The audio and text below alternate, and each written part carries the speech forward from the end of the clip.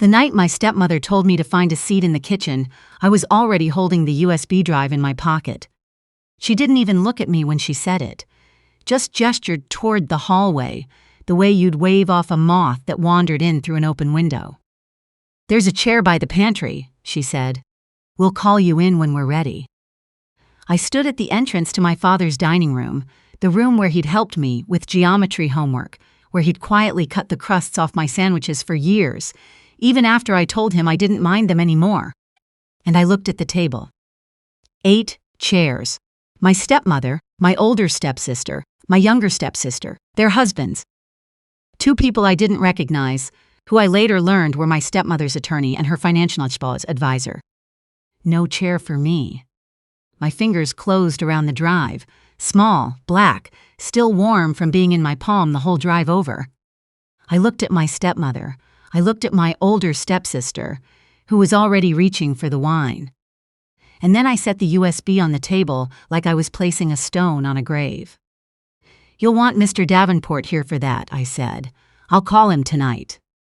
My younger stepsister looked up. My stepmother's mouth opened, then closed. I picked up my bag. I walked back through the front door, the one with the loose hinge my father and I had been meaning to fix for years, and I sat in my car and let myself shake until the shaking stopped. That wasn't the end. It was barely even the beginning. My name is Harlow. I'm 32 years old, and I've spent most of those years trying to figure out where exactly I belong. My mother died when I was 6. A car accident on a Tuesday morning in November, the kind of ordinary Tuesday that has no right to change everything the way it did.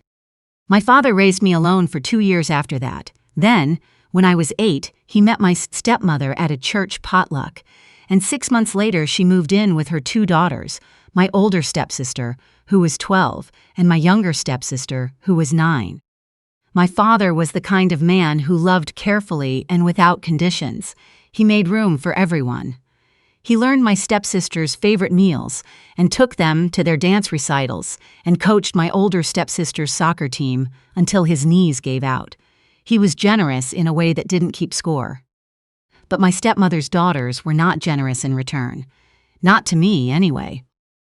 It started small, the way these things always do. At family photos, my older stepsister would angle herself between me and our dad, so the frames told a story where I was an afterthought. At dinners, my younger stepsister would say things like, "Harlow, you're so lucky you get to be part of our family," with a smile that managed to be both kind and cutting at once. There were vacations I found out about after they happened, traditions that existed before I got there and mysteriously kept existing without me. My stepmother wasn't cruel in the obvious way. She fed me, clothed me, drove me to school. She signed permission slips. She remembered my birthday. But there was always a glass wall between us, polite, transparent, and completely impossible to get through. She called me Harlow in a tone that somehow conveyed the full sentence. Harlow, who is not mine. My father saw it. I know he did. He would pull me aside sometimes and say, "You are my daughter. You were my daughter before any of this, and you'll be my daughter long after." He said it like a promise he was making out loud so the universe could hear it too. It was enough. His love was enough. Then he got sick. 14 months before the family meeting, my father called me at 6 in the morning.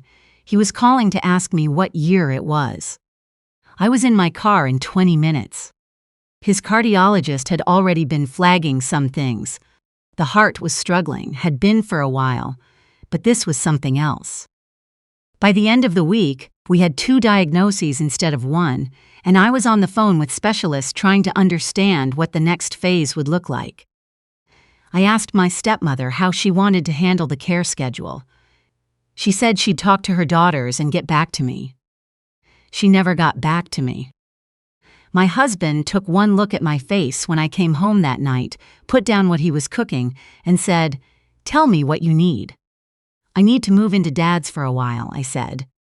He didn't ask how long. He didn't calculate what that would mean for us, for our routines, for the mortgage we were still figuring out. He just nodded and said, "I'll help you pack a bag."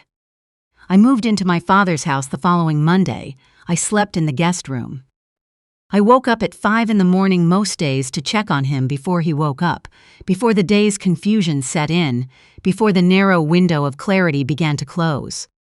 I learned his medications by heart. I sat in waiting rooms for hours with a folder of insurance documents, becoming fluent in a language I never wanted to learn.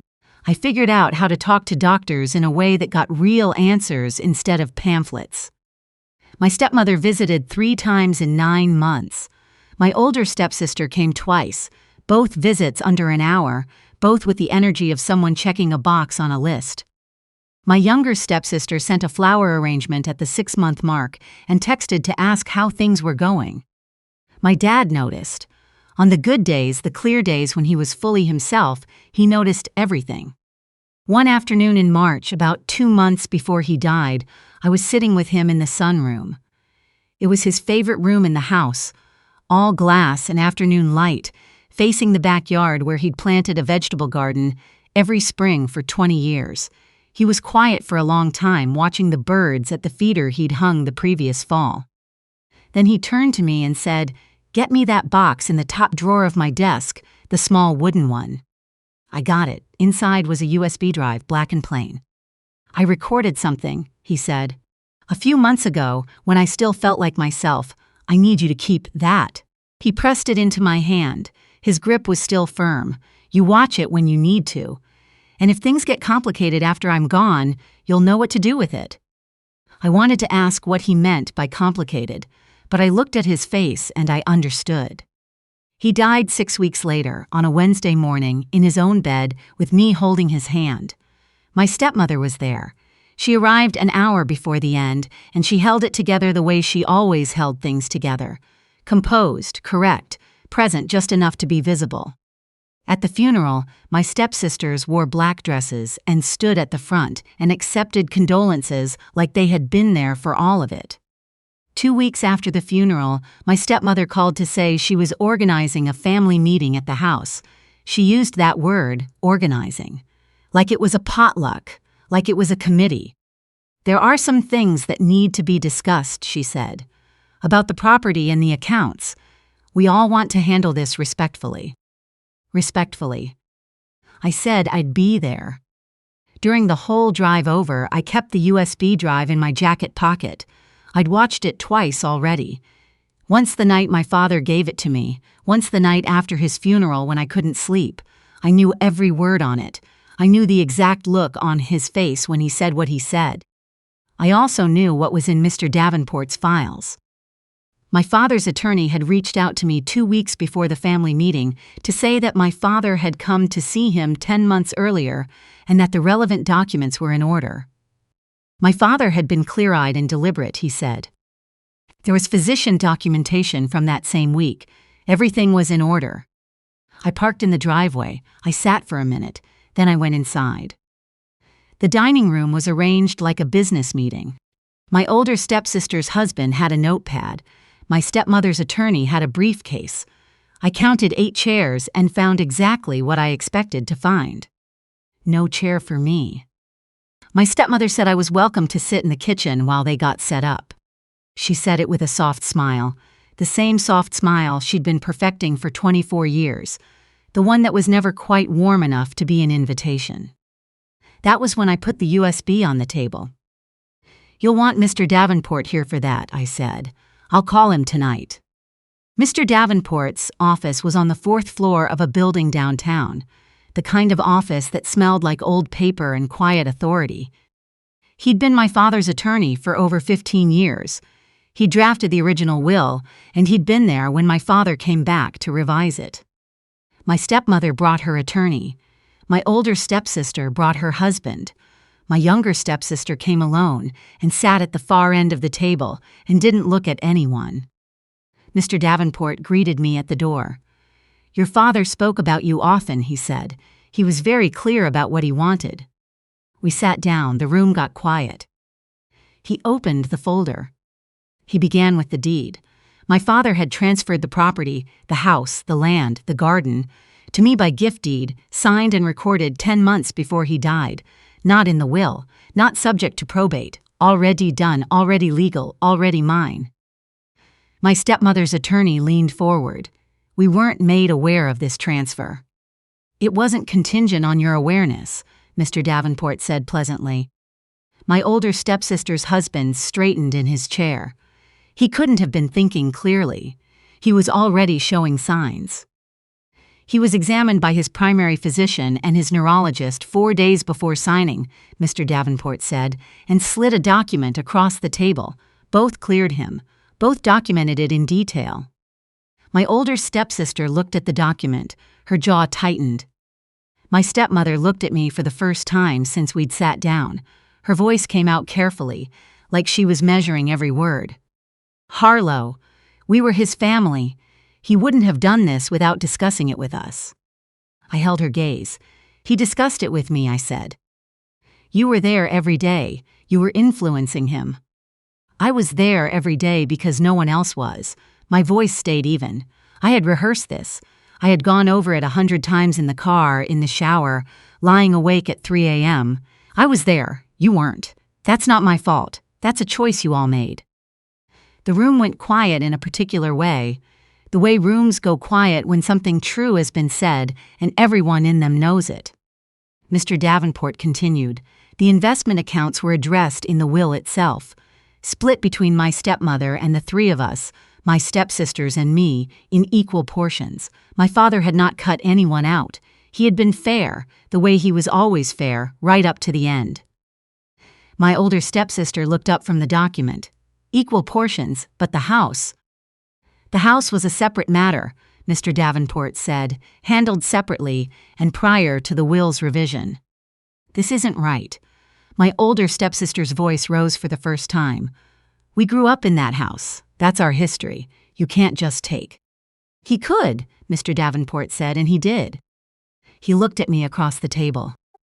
Your father also left something. He asked to be shared at this meeting if it became necessary. He told me he hoped it wouldn't be. But he was prepared either way. He turned to the laptop on the table. He pressed play. My father's face filled the screen. He was sitting in the sunroom, the backyard green and bright behind him. He was wearing his blue flannel shirt, the one he wore when he wasn't performing anything for anyone, when he was just himself. He looked straight into the camera with the clear eyes of a man who knew exactly what he was doing. If you're watching this, he said, it means things went the way I was afraid they might. My older stepsister made a sound low and sharp beside me. I want to say some things while I still can. He paused, settled his hands in his lap. I loved my wife. I love my daughters, all 3 of my daughters, and I mean all 3. I hope that's never been in question. He folded his hands. But I know what this year has looked like. I know who has been here.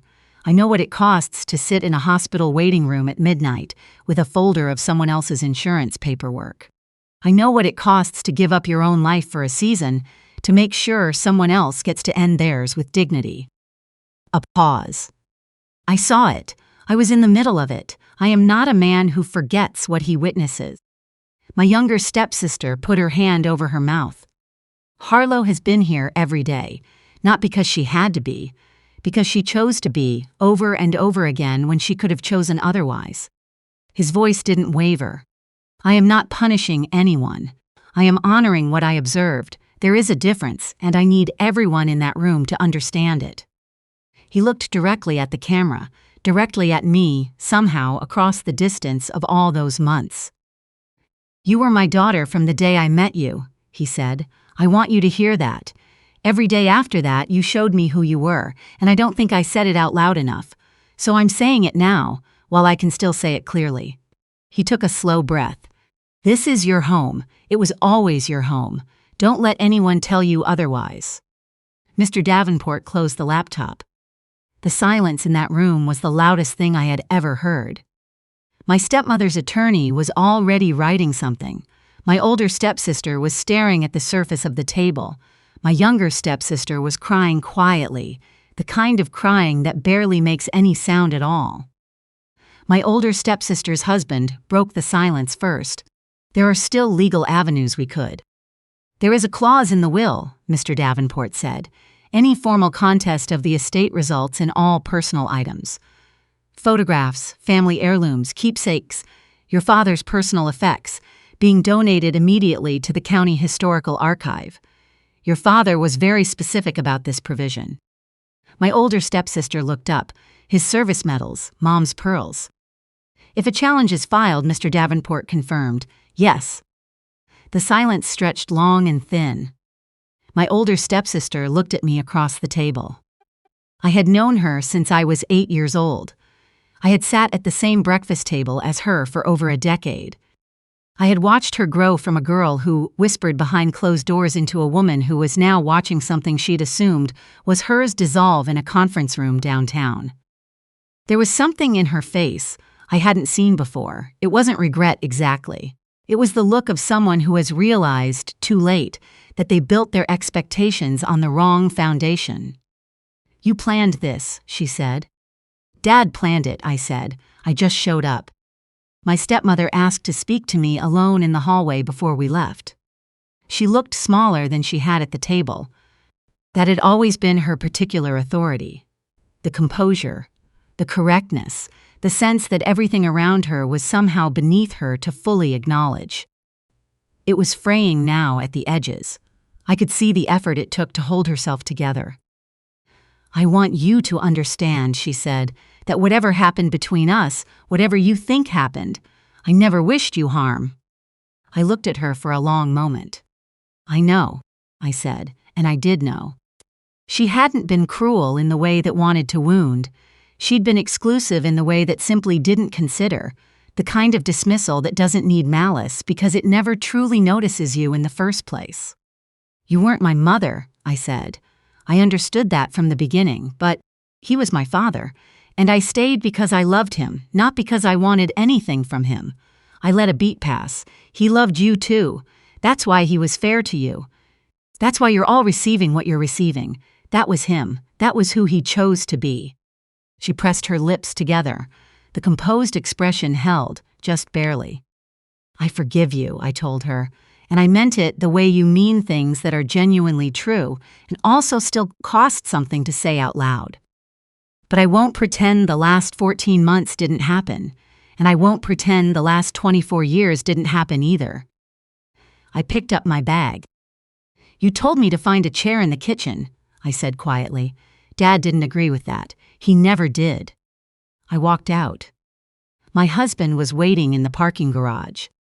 He looked at my face when I came through the door and crossed distance between us without a word and held on.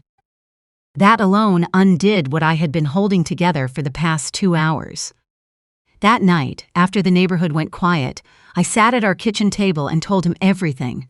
Every line of the deed document, every word of the video, every reaction in that conference room, each one landing like something I'd been carrying for years, finally setting itself down. He listened without interrupting. When I finished, he was quiet for a moment, and then he said, "He saw you.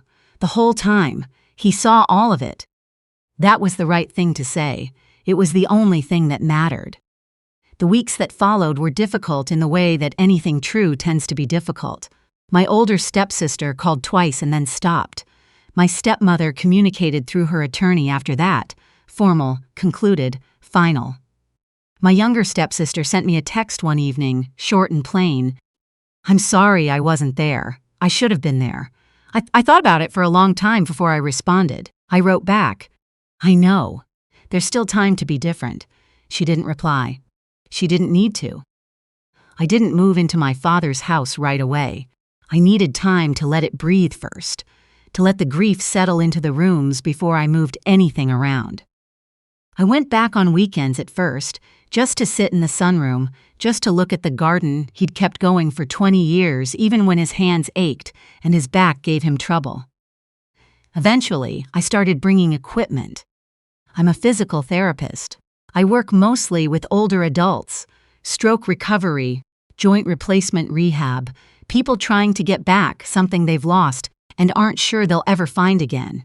It's slow work. It's the kind of work that asks you to show up the same way every single day without guaranteeing the outcome, trusting the process when the patient can't. I converted the sunroom into a small clinic space. Not a formal business at first. Just a place where I could see the patients who couldn't make the full clinic rate work, the ones who lived too far out to make the drive regularly, the ones who had slipped through the gaps in coverage and were quietly losing ground while they waited for something to change. My father had always believed that the point of having something was knowing what to do with it. I was finally figuring out what he meant. My husband helped me hang new curtains on a Saturday morning while I directed from the doorway. The garden was coming back. I'd started the spring planting a few weeks earlier, following my father's old notebook, the one with his careful handwriting in the margins and the seeds he'd saved in little paper envelopes labeled in his steady print. There's a photograph in the sunroom now, on the shelf above the window. It's the two of us, my father and me, at my college graduation. He's looking at me like I'm the whole point of the photograph, which, knowing him, I probably was. Sometimes a patient will notice it and ask who that is. My dad, I say. And every time I say it, I mean it completely, the way he always meant it when he said I was his daughter, without asterisks, without qualifications, the whole word, and nothing held back. Home isn't always the place that made you. Sometimes it's the place someone kept for you, quietly and deliberately, through all the years you needed it most. Sometimes home is the word someone says about you when they don't have to, when no one is watching, when saying it costs them something. My father said it his whole life. I'm still learning to say it back.